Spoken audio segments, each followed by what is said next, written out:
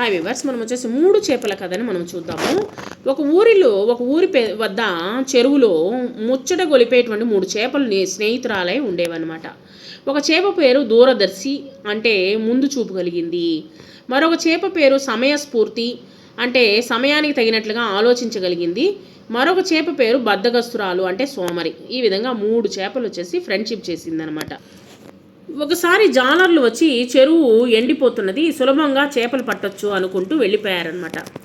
ఆ సంగతి విన్నటువంటి దూరదర్శి ఆ విషయము తన మిత్రులకు చెప్పింది. ఆపద వచ్చినప్పుడు కదా చూసుకుందాలే అని అవి ఏమీ పట్టించుకోలేదనమాట మిగిలిన చేపలు.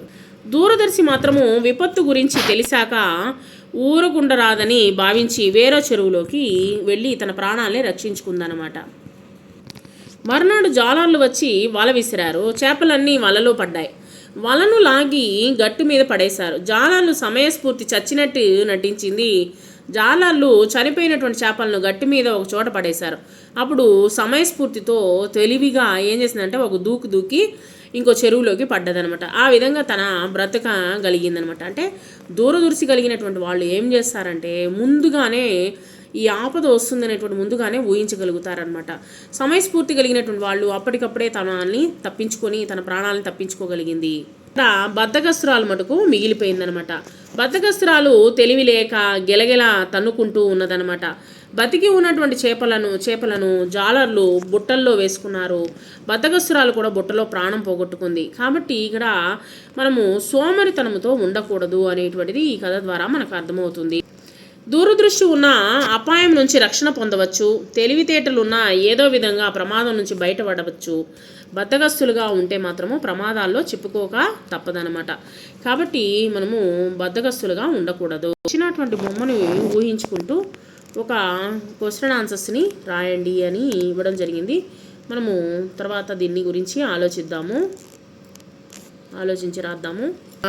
క్రింది చిత్రాలను చూసి కథను చెప్పండి అని ఇక్కడ ఇవ్వడం జరిగింది. ఇక్కడ చూడండి, ఇక్కడ ఒక పావురాల గుంపు వచ్చేసి ఆకాశంలో ఎగురుతూ ఉందన్నమాట.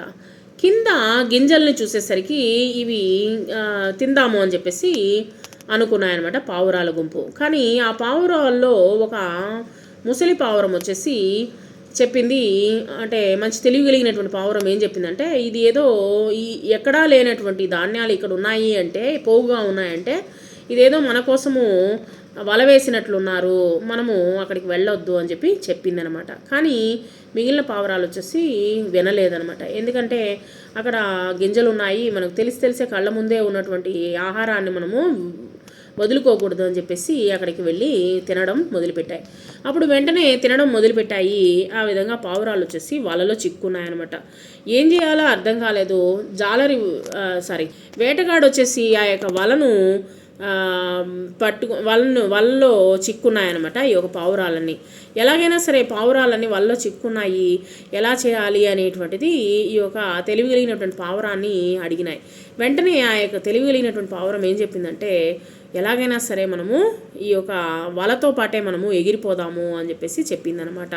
అంటే మనము అంటే మనల్ని విడిపించుకోలేము, కాబట్టి ఈ యొక్క వలతోనే మనము ఎగిరిపోయి నాకు ఒక స్నేహితుడున్నాడు, నాకు ఒక స్నేహితుడున్నాడు, ఆ ఎలుక దగ్గరికి వెళ్ళి మన యొక్క కట్లను విప్పుకుందాము అనేసి అక్కడికి వెళ్ళి వాళ్ళతో పాటు అక్కడ దిగినాయన్నమాట. ఆ విధంగా బొరిలో ఉన్నటువంటి ఎలుక వచ్చి తన యొక్క వలలో మొలనంతా కొరికి ఆ యొక్క పావురాల్ని రక్షించిందనమాట. ఈ విధంగా వాళ్ళ యొక్క ప్రాణాలని కాపాడుకున్నాయి పావురాలు. సో ఇది వచ్చేసి